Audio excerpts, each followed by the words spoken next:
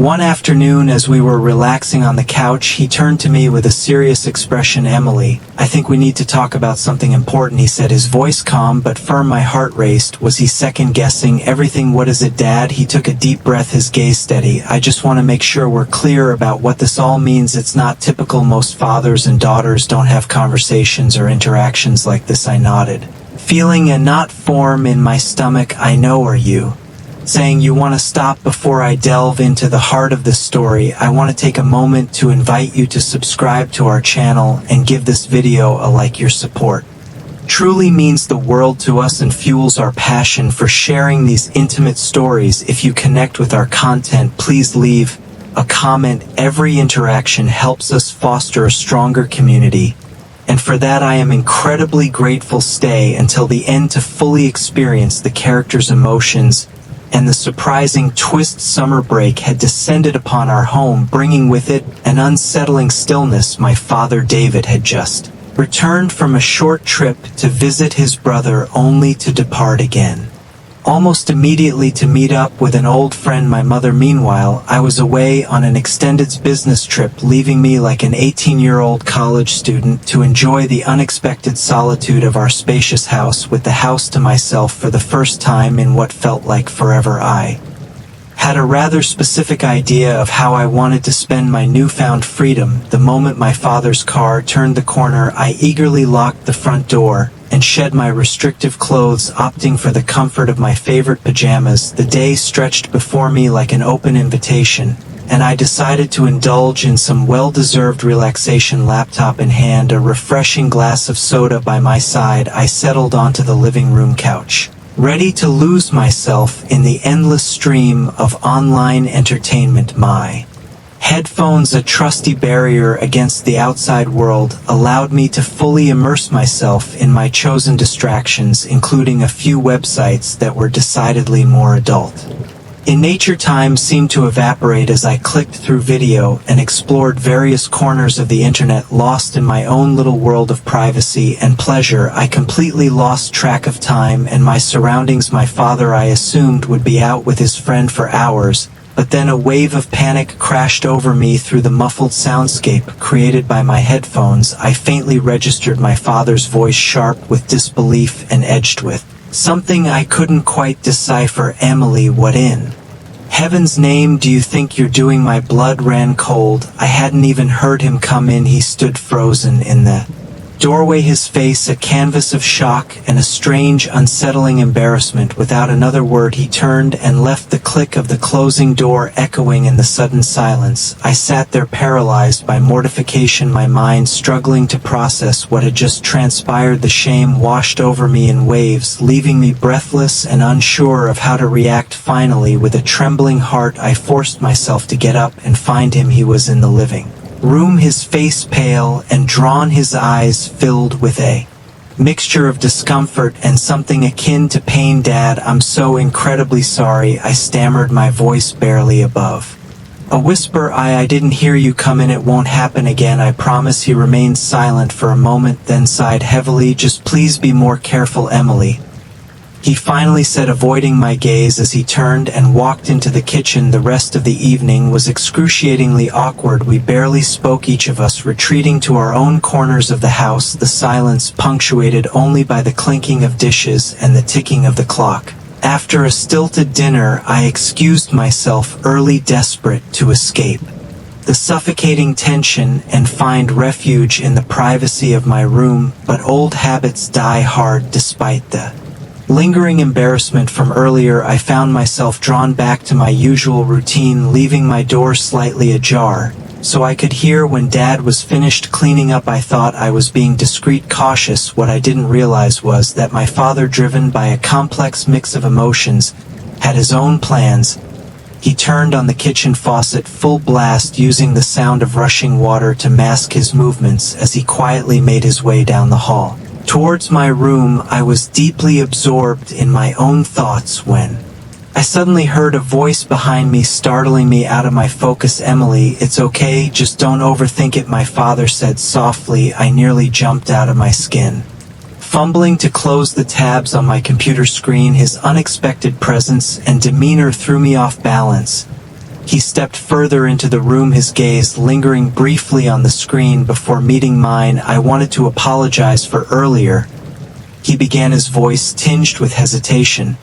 I shouldn't have yelled, I overreacted. I blinked, unsure of how to respond. Dad, I'm so sorry about all of this, I stammered. He raised a hand to stop me. No. Listen, at your age, it's normal to be curious, he said, his tone steady, but strained, as though he was forcing himself to say the words. You're young, and I get it. Embarrassed, but wanting to be honest, I nodded. I just didn't think you'd be home so soon. It won't happen again, I promise. For a moment, he simply looked at me as if trying to understand something deep. How often does this happen, he asked, his tone now more inquisitive than judgmental. I froze, unsure of how to answer. After a pause, I muttered, a lot, I guess. Every day, he sighed, running a hand through his hair. Emily, you're not doing anything wrong, but I can't give you privacy every single day. Just because of this, you'll need to figure out how to manage things when we're both in the house. The conversation left me stunned. I had no idea how to process the new dynamic. It felt like we had crossed an invisible line, stepping into a surreal realm where awkwardness and attempts at understanding collided. Days later, during dinner,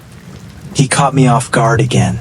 So have you taken care of yourself today? I nearly choked on my food. Dad, seriously, he raised his hands defensively. Hey, we said we'd be honest about this. No judgment. I guess, I muttered, staring at my plate, praying for the conversation to end. After dinner, I quickly retreated to my room, eager to escape the discomfort, but a few minutes later again, he appeared in my doorway, his usual casual demeanor contrasting with the tension of the moment. Emily, we need to stop treating this like some forbidden thing, he said firmly. Let's just talk about it openly. Okay, Dad, please. I don't think. No.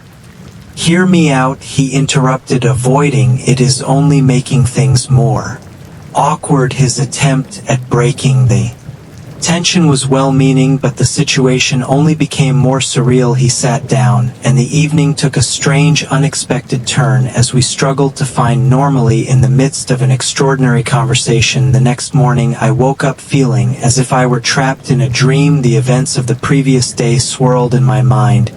Had all of that really happened? Had my father really tried to address something so personal in such an unorthodox way? The situation felt absurd, yet there was an undeniable tension in the air. As I sat at my computer later that day, still trying to make sense of it all, I heard the sound of my father returning from a grocery run. His footsteps in the hallway prompted me to close my tabs and pretend to be busy with something innocuous.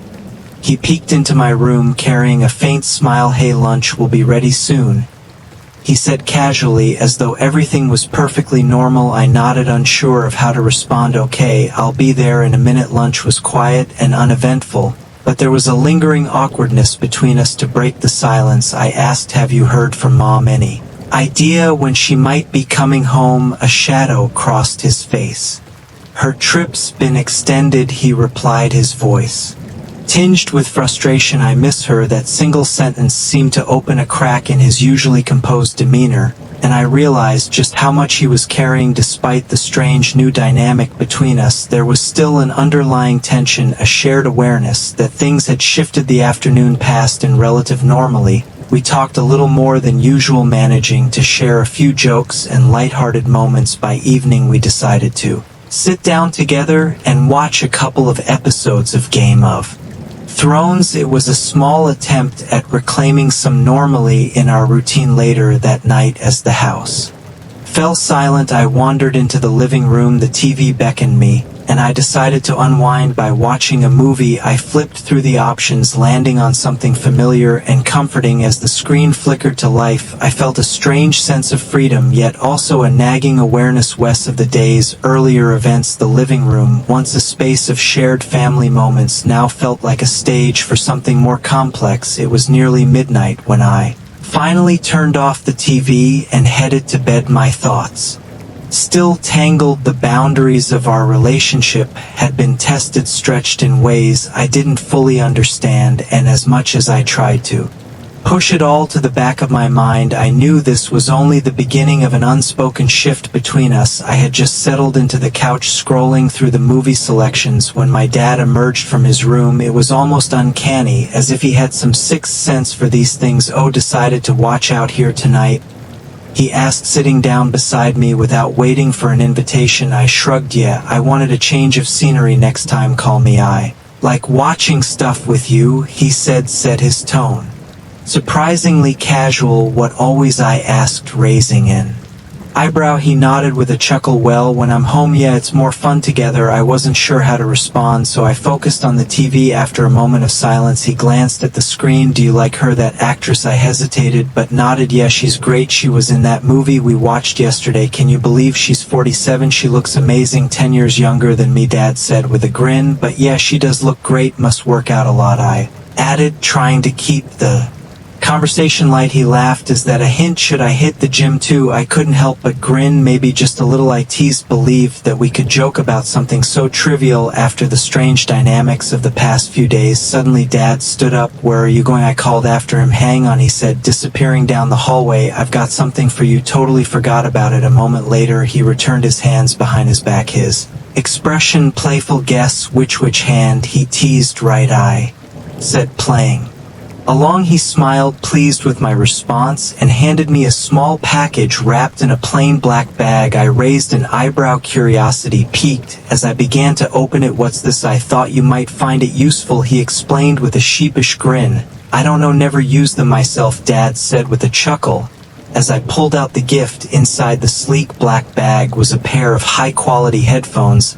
I looked up at him, surprised, catching the satisfied grin on his face. "Do you like them, Emily?" "Wow, yeah, Dad, these are amazing." "Thank you," I managed, genuinely touched by the gesture. "Go ahead, try them on," he encouraged. I slipped them over my ears, testing their sound quality. They were fantastic, crystal clear and immersive. As I adjusted the fit, I felt a mixture of emotions. A small part of me had been expecting something else, something more extravagant, but the thoughtful nature of the gift spoke volumes. It was practical yet personal, acknowledging our shared moments without pushing any boundaries. Dad stood up, stretching. "Well, that's enough for tonight. Time to get some rest. I'll take care of tidying up here." "Good night, Dad," I said, heading to my room. "Good night, Emily," he called after me, lying in bed.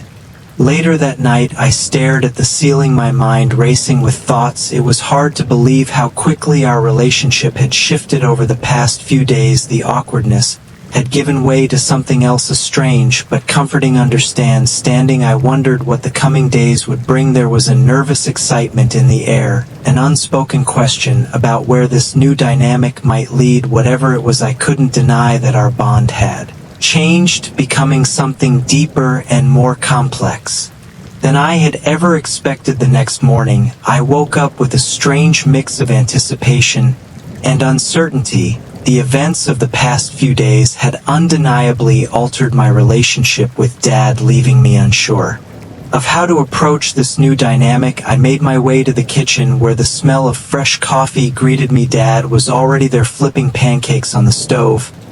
He turned with a warm smile, acting as though everything was perfectly normal. "Good morning, Emily. Sleep well?" "Yeah, thanks," I mumbled, still feeling a hint of awkwardness lingering between us. I gestured toward the headphones sitting on the end counter. "By the way, these are great. Thanks again for them." He nodded, visibly pleased. "Glad you like them.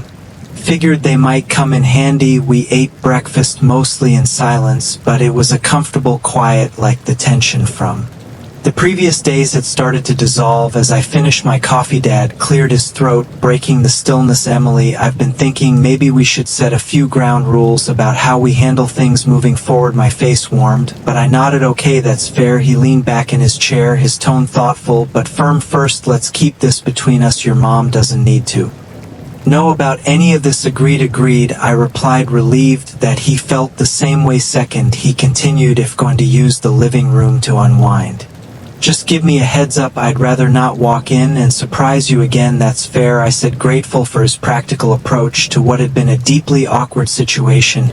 He hesitated for a moment, his voice softening, and lastly, if you ever want to talk about anything at all, I'm here, okay? You don't have to feel awkward or embarrassed. I looked at him, surprised by the sincerity in his tone. Thanks, Dad. I appreciate that. The air between us felt lighter as though a weight had been lifted. While I still didn't fully understand the shift in our relationship, it was clear we were both trying to find a way to move forward. I'm here for you, no judgment, okay? Dad's voice carried a reassuring weight, and I nodded, feeling a wave of appreciation despite the lingering awkwardness of our situation. Whatever adjustments we were making, his effort to be supportive and understanding didn't go unnoticed. Over the next few days, we settled into a new rhythm. I continued my usual activities, but with a newfound sense of comfort knowing I didn't have to hide or feel ashamed. True to his word, Dad gave me the space I needed, never making me feel embarrassed about my choices. One evening, about a week later, I was in the living room watching a nature documentary on the big screen. It was one of my favorite ways to unwind, a mix of stunning visuals and engaging narration. I'd let Dad know ahead of time that I'd be using the TV, so I wasn't expecting any interruptions. To my surprise, he joined me on the couch, a glass of wine in hand. Mind if I watch with you? He asked, casually nodding toward the screen. Sure, if you want, I replied, trying to appear nonchalant despite feeling a little self-conscious about sharing my private downtime. We sat in companionable silence for a while, the soothing voice of the narrator filling the room as breathtaking shots of the Serengeti unfolded on the screen. From the corner of my eye, I noticed Dad's reactions, an occasional nod of interest, a quiet chuckle at a particularly clever bit of narration, and the slow, rhythmic sipping of his wine. That's incredible, he commented at one point, motioning toward the lioness prowling across the savannah. Look at her, so strong and graceful. I smiled, sensing his genuine interest. Yeah, she's amazing. It's incredible how they work together when hunting. He nodded thoughtfully. What do you think draws you to this? The beauty, the danger? I paused, caught off guard by the question. I guess it's a little of both, I admitted. There's something captivating about how raw and real it all feels. No filters, no pretenses, just life happening in its purest form. That's a good way to put it, he said, taking another sip of his wine. It's a good reminder, COR2, sometimes we get so wrapped up in our own heads that we forget to just experience things as they are. The conversation felt natural, a stark contrast to the tension of the past week. For the first time in days, I felt like we were connecting on a deeper level, sharing thoughts and perspectives without judgment or discomfort. As the documentary continued, I found myself relaxing, more grateful for this unexpected moment of bonding, whatever challenges the past week had brought. But it felt like we were finally starting to find our way forward together. I hesitated, unsure how to answer. Well, I guess I like her confidence and her style, I said, choosing my words carefully. Dad chuckled, sipping his wine. I can see that you know I used to have a lot of confidence in my style too. Back when I was younger. I glanced at him, surprised by his candor. You still look great, Dad, I said, feeling a bit awkward complimenting him in this context. He smiled, clearly pleased by the remark. Thanks, Emily, that's sweet of you to say. As the video played on, I found myself increasingly distracted, not by the content on the screen, but by the strange sense of openness we were sharing. The new dynamic between us was both unsettling and oddly freeing, though I wasn't entirely sure how to navigate it. Sensing my unease, Dad leaned back and said, hey, remember, no pressure. If there's ever anything you want to talk about, I'm here. His tone was reassuring, but the moment felt surreal. Thanks, Dad, I muttered, glancing at him. He nodded. Look, everyone has their own way of finding confidence and relaxing. The important thing is not to let it make you feel ashamed or self-conscious. I shifted uncomfortably on the couch, trying to process his words. This whole experience, this new understanding between us, was unlike anything I'd expected, but at the same time, it wasn't as uncomfortable as I had feared as we sat there. Dad offered a few pieces of advice, not in a patronizing way, but in a genuine effort to be helpful. His voice was calm, his manner encouraging. You don't have to rush anything in life, he said, sometimes slowing down, and just understanding what makes you happy can be the best thing you can do for yourself. I nodded, taking in his words. While the situation still felt unconventional, there was no denying that his intent came from a place of care. The evening ended on a surprisingly light note, with Dad cracking a few jokes about his own awkward teenage years, which made us both laugh. As I headed to bed that night, I realized that, strange as it was, our relationship had shifted into a new realm of honesty, one that, while unconventional, seemed rooted in mutual respect and understanding. With a muffled sigh, I leaned back on the couch, feeling a sense of relief and calm after our candid conversation. Dad handed me a tissue box, a small reassuring smile on his face. Feeling better?" he asked softly. I nodded, still avoiding his gaze. "Yeah, thanks." He gave my shoulder a supportive pat. "Good, I'm glad you're taking this time to figure things out. Now, why don't you freshen up while I start dinner?" "Sure," I muttered, heading toward the bathroom. My mind was spinning. The openness we were sharing felt both freeing and deeply confusing. How had our relationship shifted so dramatically in just a few weeks? And where could we possibly go from here? Over the following weeks, our unconventional dynamic continued to evolve. Dad became more involved in my daily life, offering advice and at times sitting down with me to discuss things I had previously kept private. His supportive presence, while unusual, provided a strange sense of comfort. One afternoon, as we were relaxing on the couch, he turned to me with a serious expression. "Emily, I think we need to talk about something important," he said, his voice calm but firm. My heart raced. Was he second-guessing everything? "What is it, Dad?" He took a deep breath, his gaze steady. "I just want to make sure we're clear about what this all means. It's not typical. Most fathers and daughters don't have conversations or interactions like this." I nodded, feeling a knot form in my stomach. "I know. Are you saying you want to stop?" To my surprise, he shook his head. "No, that's not it. I just want to make sure you understand that while this might feel unusual, it doesn't change who we are to each other. I'm still your father, and I love you as my daughter. This is just my way of supporting you through a confusing time in your life." His words, while reassuring, left me feeling conflicted. "I understand, Dad. I love you too, and I really appreciate your support. But why are you okay with this? Most parents wouldn't be." He paused, considering his response carefully. "I suppose it's because I trust you, Emily," he said finally, "and I know you're navigating things in your own way. I just want to be someone you can rely on, someone who doesn't judge or make things harder for you." His answer left me with a strange sense of gratitude and clarity. Whatever challenges this new chapter brought, I knew one thing for certain: I wasn't facing them alone. It's because I remember how confusing and overwhelming these feelings can be at your age, Dad said, his voice steady and reflective. "When I was your age, I didn't have anyone to guide me, and I made plenty of poor choices. Because of it, I want something better for you, Emily. I want you to feel comfortable with who you are and to understand yourself without feeling shame or secrecy." His honesty struck a chord. I looked at him, feeling a surge of gratitude. "Thanks, Dad. That means a lot to me." He smiled warmly and pulled me into a brief and supportive hug. "You're welcome, sweetheart. Now, how about we watch something a little lighter tonight?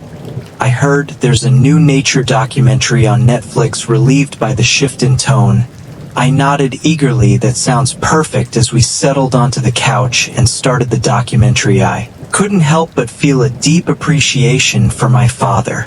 Despite the unconventional nature of our recent conversations, his motivations were clear. His came from a place of care and a genuine desire to support me in a way he never experienced himself. The weeks passed quickly, and before I knew it, it was nearly time for Mom to return from her business trip. Dad and I both understood that the unique openness we had shared would likely need to change once she was back. The night before her return, Dad knocked on my bedroom door. "Emily, can we talk for a minute?" I nodded, setting aside the book I had been reading. "Sure, Dad. What's up?" He sat on the edge of my bed, his expression serious but kind. "Your mom comes home tomorrow and things will probably go back to normal." I Just wanted to check in with you and see how you're feeling about everything." I paused, considering his question carefully. The past few weeks had been transformative, in many ways challenging, yes, but also strangely liberating. "I'm okay, Dad," I said softly.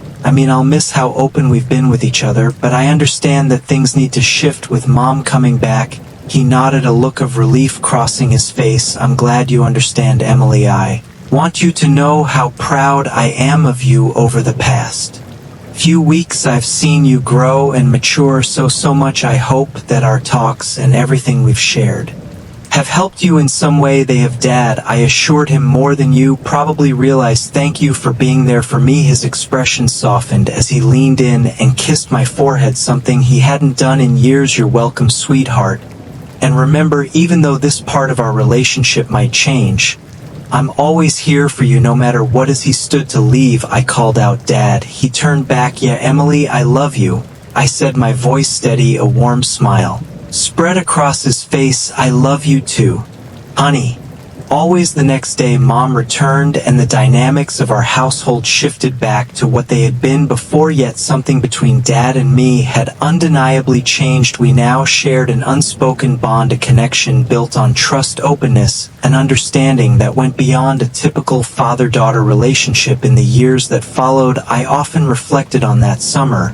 While some might view it as unconventional, for me, it was a time of immense growth and self-discovery. Dad's unorthodox approach had provided me with a confidence and self-awareness that many of my peers seemed to lack as I navigated relationships, independence, and my own identity. In college and beyond, I carried with me the lessons he had taught me. His openness, patience, and unconditional support shaped me in ways I was only beginning to fully appreciate. Though we never spoke directly about that summer again, it remained a quiet chapter in our shared history, a moment in time that brought us closer while teaching invaluable lessons about love, trust, and self-acceptance. Looking back, I realized that what might have seemed unusual to others had been, for us, a profound expression of a father's love and a daughter's trust. It was a summer that changed everything, yet in its own way, but changed nothing at all. Changed